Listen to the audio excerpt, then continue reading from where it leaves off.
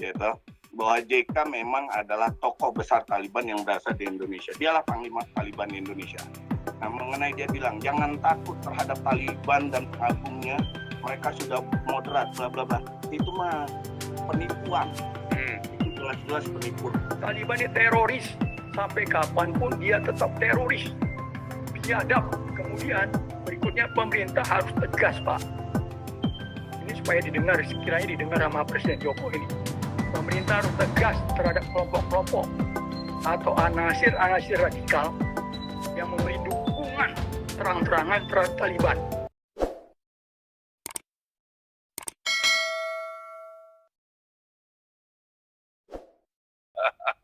Oke nih Bung Beta dulu, silakan Bung Beta. Malam Pak Paul, malam Pak Ferdinand. Malam Bung Beta. Ya, ada setelah mendengar paparan Pak Ferdinand ada 3 poin nih Pak. Taliban menegakkan apa yang mereka yakini. Kita ini terkecoh semua, termasuk mayoritas yang Muslim yang tidak memahami kitabnya juga terkecoh. Apa dasar keyakinannya Taliban tersebut? Yang pasti kan dari pengajaran yang disampaikan di rumah-rumah ibadah mereka oleh imam-imam dan ustadz, yang berasal dari kitab-kitab suci yang mereka yakini pastinya. Dalilnya pasti ada. Masalah mayoritas kita tidak paham hanya mendengar dengan bahasa aslinya, tapi tidak mengerti dengan bahasa Indonesia, pasti ikut-ikutan aja, ya kan? Dalil-dalilnya itu pasti ada, baik di Quran dan di hadis. Kenapa mereka seperti ini, ya kan? Membunuh mereka yang tidak sejalan dengan keyakinannya, yang terakhir mengeksekusi Panglima Angkatan Bersenjata Afghanistan, Haji Mullah. Itu haji. Afghanistan sendiri adalah Muslim. Jadi ini masalah kelompok aja, kelompok Taliban dan kelompok non-Taliban. Mereka saling membunuh juga, ya kan? Menghakimi secara fisik para wanita di depan umum, membakar tempat rekreasi yang kayak Pak tadi bilang bom-bom kart itu udah jelas bahwa mereka memang ingin merusak, bukan ingin membangun. Nah ini semua dasarnya apa ya? Kembali ke kitab suci yang mereka yakini pastinya, ada dalil-dalilnya. Jadi ya kita jangan terkecoh kalau memang bicara itu masalah mereka ini mau ikut yang mana? Yang model Taliban kah? Mau model Al-Qaeda kah? Mau model HTI kah? Atau apa kelompok jihad yang dikirim ke Maluku kah? Itu semua dasarnya sama. Berdasarkan kitab suci yang mereka yakini. Jadi kalau mau bicara bagaimana Indonesia, sulit. Selama itu terus menjadi mayoritas, sulit. Nah, yang kedua tadi yang Pak Ferdinand bilang, Densus jangan takut menangkap dan menindak. Bagi saya bukan persoalan takut atau tidak takut bagi Densus, tapi persoalan keputusan politik. Ya, nah, keputusan politik ini juga dipengaruhi apa? Keyakinan agama mayoritas rakyat Indonesia lagi. Jadi ke situ lagi poinnya. Keyakinan mereka itu lagi. Ya kan, masalah mayoritas tidak paham atau enggak karena bahasa dan segalanya, itu lain hal. Nah, yang ketiga Pak, itu setuju dengan Pak Timer yang barusan bicara nih, yaitu bahwa JK memang adalah tokoh besar Taliban yang berasal di Indonesia. Dialah panglima Taliban di Indonesia. Nah, mengenai dia bilang jangan takut terhadap Taliban dan pengagumnya, mereka sudah moderat, bla bla bla. Itu mah penipuan. Itu jelas-jelas penipuan. JK ini yang ibarat kalau bicara Taliban siapa Al-Qaeda itu ketuanya, dialah ini ketuanya. Cuman dia halus karena dia punya kekuasaan tuh, ya kan? Nah jadi Pak Paul, Indonesia nggak akan berubah, nggak akan keluar selama mayoritas menguasai kekuatan politik di sana. Jadi kita nggak usah denial lagi, emang fakta. Jadi Indonesia akan terus begini. Bicara ideologi, kemarin yang saya kecewa kan Pak Ponto bilang bahwa syariah di Aceh itu bukan ideologi. Kalau bicara ideologi ke partai itu politik. Ini kan mengecoh.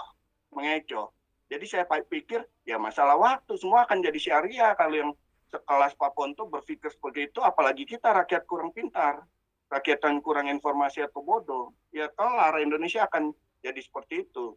Nah, keberanian kita ini yang diredam karena sudahlah kayak percayakanlah Tuhan akan enggak, kita harus bertindak, ada oret labora, ya kan? kita harus bertindak juga. Apapun caranya kita harus bertindak.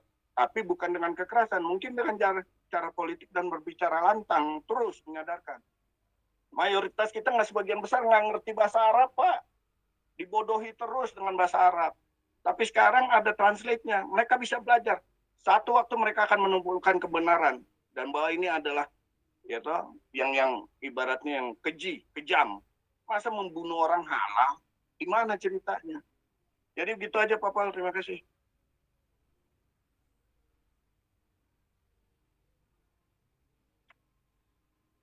Terima kasih Pak Paul. Ya, satu lagi nih, Pak Tambunan, lalu balik ke Bang Ferdinand. Nah, tadi saya lihat Pak Jenderal tersign out, tapi ini udah masuk lagi nampaknya tadi. Oke, Pak Tambunan dulu nih. Ini kalau orang-orang Batak sudah kumpul di sini, ini udah artinya ini ada sesuatu ini. Ya, orang Batak itu kumpul semua nih di sini nih. Iya, ini ada apa nih? Iya, Pak Tambunan.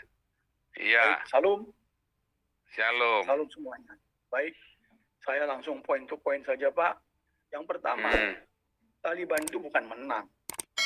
Taliban bisa menguasai Afghanistan dan mengambil alih pemerintahan bukan karena kehebatan Taliban, melainkan karena Amerika sengaja meninggalkan Afghanistan. Ini harus diingat, sebagaimana yang disampaikan oleh Presiden Joe Biden. Setelah 20 tahun mereka membackup pemerintahan Afghanistan, terlihat bahwa pemerintah Afghanistan, tentara Afghanistan, tidak serius untuk memerangi Taliban. Nah, dengan pertimbangan itulah, Presiden Amerika menarik diri dari Afghanistan. Dengan demikian, sangat mudah Taliban mengambil alih seluruh pemerintahan. Dan juga ada dugaan bahwa Presiden Afghanistan itu berkonspirasi, Pak, dengan Taliban sendiri. Faktanya, dia dengan mudah meninggalkan Afghanistan, sementara dia membiarkan penduduknya dibantai sebagai ajang balas dendam dari Taliban. Taliban ini teroris, sampai kapanpun dia tetap teroris. Biadab, ya, biadab. Kemudian, berikutnya, peristiwa di Afghanistan ini jelas berdampak positif, Pak. Bagi siapa? Bagi anasir-anasir radikal di Indonesia. Karena mereka terus berangan-angan, berdelusi. Wah, kita bisa melakukan hal sama. Kira-kira itu pemikiran ekstrim yang timbul pada diri mereka. Termasuk mereka-mereka yang memiliki agenda khusus di negara Pancasila seperti JK. JK itu punya agenda khusus, Pak. Kemudian pertanyaannya adalah, bagaimana sikap pemerintahan Jokowi? Ini penting. Kalau menurut hemat saya, sebagai negara Pancasila, sebaiknya pemerintahan tidak memberi dukungan terhadap Taliban, apalagi menjalin hubungan bilateral.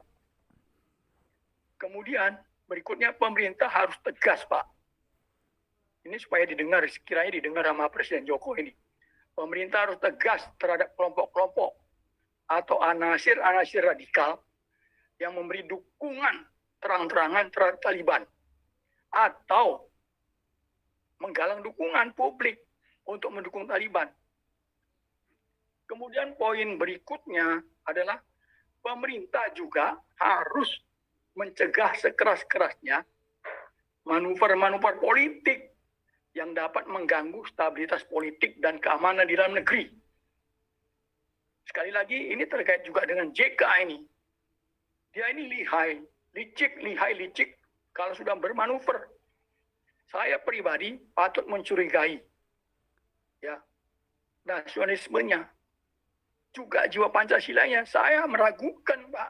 Karena dia terlibat, sebagaimana tadi diutarakan, di berbagai wilayah, ya, wilayah-wilayah yang panas. Itu fakta. Kemudian yang paling penting juga adalah, ini menurut hemat saya, dan ini harus didengarkan Panglima TNI, Menhan, Kapolri, Kabin, supaya mereka bersatu, berembuk, untuk menyampaikan saran pertimbangan kepada Presiden. Ini harus dilakukan.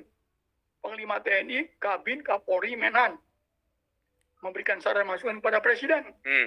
yang pada prinsipnya tidak mendukung Taliban, tidak membangun hubungan bilateral, dan pemerintah harus bertindak tegas terhadap kelompok-kelompok atau pihak-pihak yang berseberangan dengan kebijakan pemerintah yang terkait dengan Taliban. Jadi ini paling penting. Panglima TNI, Kepala BIN, Kapolri, Menhan menghadap Presiden bersama-sama, menyampaikan pertimbangan-pertimbangan. Karena kita negara Pancasila, tidak boleh berkompromi, tidak boleh mendukung Taliban yang teroris. Saya kira itu saja masukan dari saya. Terima kasih Tuan.